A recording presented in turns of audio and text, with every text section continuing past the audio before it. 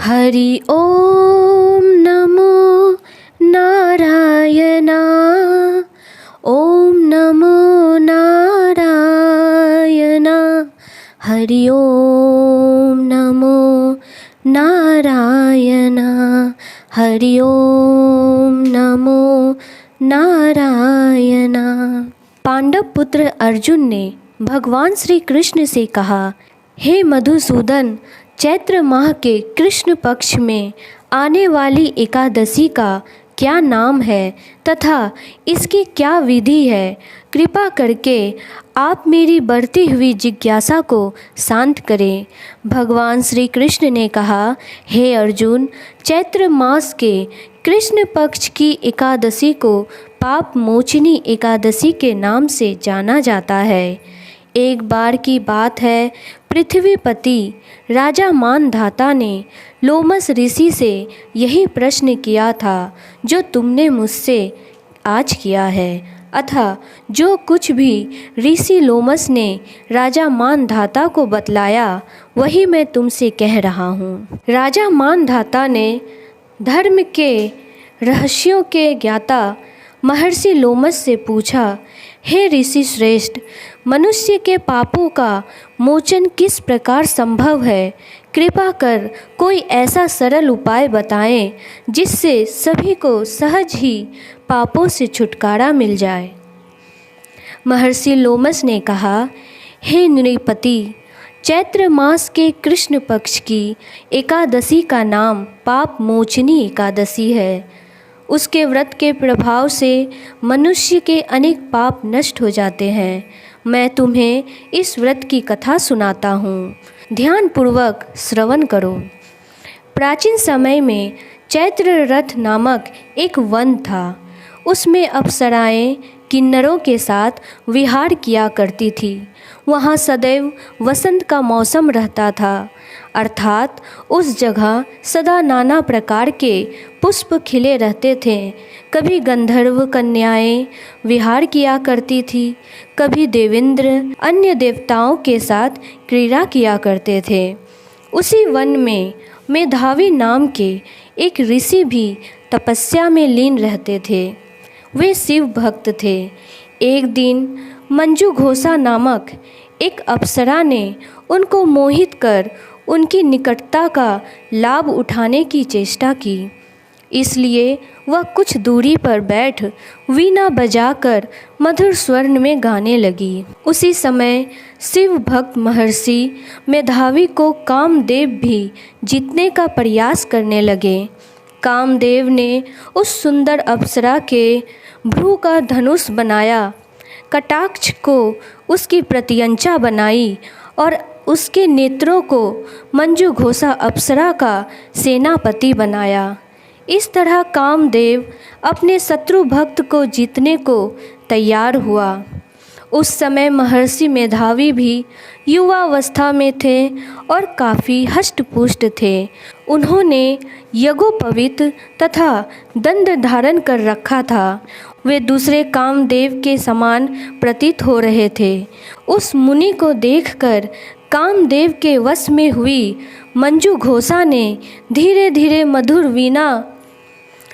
धीरे मधुर वाणी से वीणा का गायन शुरू किया, तो महर्षि मेधावी भी मंजू घोषा के मधुर गाने पर तथा उसके सौंदर्य पर मोहित हो गए।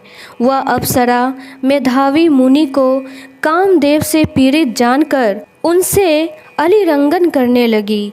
महर्षि मेधावी उसके सौंदर्य पर मोहित होकर शिव रहस्य को भूल गए और काम के वशीभूत होकर उसके साथ रमन करने लगे। काम के वशीभूत होने के कारण मुनि को उस समय दिन रात का कुछ भी ज्ञान न रहा और काफ़ी समय तक वे रमन करते रहे। तदुपरांत मंजू घोषा उस मुनि से बोली, हे ऋषिवर, अब मुझे बहुत समय हो गया है, अतः स्वर्ग जाने की आज्ञा दीजिए। अप्सरा की बात सुनकर ऋषि ने कहा, हे मोहिनी, संध्या को तो आई हो, प्रातःकाल होने पर चली जाना।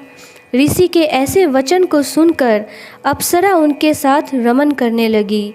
इसी प्रकार दोनों ने साथ साथ बहुत समय बिताया। मंजू घोषा ने एक दिन ऋषि से कहा, हे विप्र, अब आप मुझे स्वर्ग जाने की आज्ञा दीजिए। मुनि ने इस बार भी वही कहा, हे रूपश्री, अभी ज़्यादा समय व्यतीत नहीं हुआ है, कुछ समय और ठहरो। मुनि की बात सुन अप्सरा ने कहा, हे ऋषिवर, आपकी रात तो बहुत लंबी है।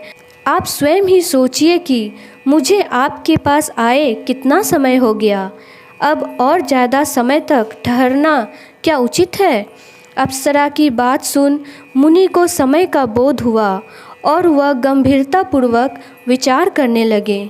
जब उन्हें समय का ज्ञान हुआ कि उन्हें रमन करते 57 वर्ष व्यतीत हो चुके हैं, तो उस अप्सरा को वह काल का रूप समझने लगे। इतना ज़्यादा समय भोग विलास में व्यर्थ चला जाने पर उन्हें बड़ा क्रोध आया। अब वह भयंकर क्रोध में जलते हुए उस तप नाश करने वाली अप्सरा की तरफ भ्रिकुटी तान कर देखने लगे। क्रोध से उनके अधर कांपने लगे और इंद्रियां बेकाबू होने लगी। क्रोध से थरथराते स्वर्ण में मुनि ने उस अप्सरा से कहा, मेरे तप को नष्ट करने वाली दुष्टा, तू महापापिन और बहुत ही दुराचारिणी है। तुझ पर धिक्कार है।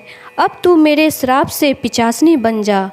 मुनि के क्रोध युक्त श्राप से वह अप्सरा पिचासनी बन गई। यह देख वह व्यथित होकर बोली, ऋषिवर, अब मुझ पर क्रोध त्याग कर प्रसन्न होइए और कृपा करके बताइए कि अब इस श्राप का निवारण किस प्रकार होगा। विद्वानों ने कहा, साधुओं की संगत अच्छा फल देने वाली होती है और आपके साथ तो मेरे बहुत वर्ष व्यतीत हुए, अतः अब आप मुझ पर प्रसन्न हो जाइए, अन्यथा लोग कहेंगे कि एक पुण्य आत्मा के साथ रहने पर मंजू घोषा को पिचासनी बनना पड़ा। मंजू घोषा की बात सुनकर मुनि को अपने क्रोध पर अत्यंत ग्लानि हुई, साथ ही अपनी अपकृति का भय भी हुआ। अतः पिचासनी बनी मंजू घोषा से मुनि ने कहा, तूने मेरा बड़ा बुरा किया है, किंतु फिर भी मैं तुझे इस श्राप से मुक्ति का उपाय बतलाता हूँ। चैत्र मास के कृष्ण पक्ष की जो एकादशी है उसका नाम पाप मोचनी है। उस एकादशी का उपवास करने से तेरी पिचासनी की देह से मुक्ति हो जाएगी। ऐसा कहकर मुनि ने उसको व्रत का सब विधान समझा दिया। फिर अपने पापों का प्रायश्चित करने के लिए वे अपने पिता चैवन ऋषि के पास गए। चैवन ऋषि ने अपने पुत्र मेधावी को देखकर कहा, हे पुत्र, ऐसा क्या किया है तूने कि तेरे सभी तप नष्ट हो गए हैं, जिससे तुम्हारा समस्त तेज मलिन हो गया है।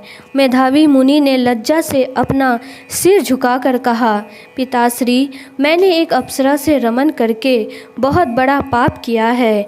इसी पाप के कारण संभवत मेरा सारा तेज और मेरे तप नष्ट हो गए हैं। कृपा करके आप इस पाप से छूटने का उपाय बतलाइए। ऋषि ने कहा, हे पुत्र, तुम चैत्र माह के कृष्ण पक्ष की पाप मोचनी एकादशी का व्रत विधि विधान के साथ तथा भक्ति पूर्वक उपवास करो। इससे तुम्हारे सभी पाप नष्ट हो जाएंगे। अपने पिता चैवन ऋषि के वचनों को सुनकर मेधावी मुनि ने पाप मोचनी एकादशी का विधि पूर्वक व्रत किया। उसके प्रभाव से उनके सभी पाप नष्ट हो गए। मंजू घोषा अप्सरा भी पाप मोचनी एकादशी का उपवास करने से पिचासनी की देह से छूट गई और पुनः अपना सुंदर रूप धारण कर स्वर्ग लोक को चली गई। लोमस मुनि ने कहा, हे राजन, इस पाप मोचनी एकादशी के प्रभाव से समस्त पाप नष्ट हो जाते हैं। इस एकादशी की कथा के श्रवण व पठन से 1000 गौ दान करने का फल प्राप्त होता है। इस उपवास के करने से ब्रह्म हत्या करने वाले, स्वर्ण चुराने वाले, मद्यपान करने वाले आदि भयंकर पाप भी नष्ट हो जाते हैं और अंत में स्वर्ग लोक की प्राप्ति होती है। ओम नमो भगवते वासुदेवाय नमः। राधे राधे।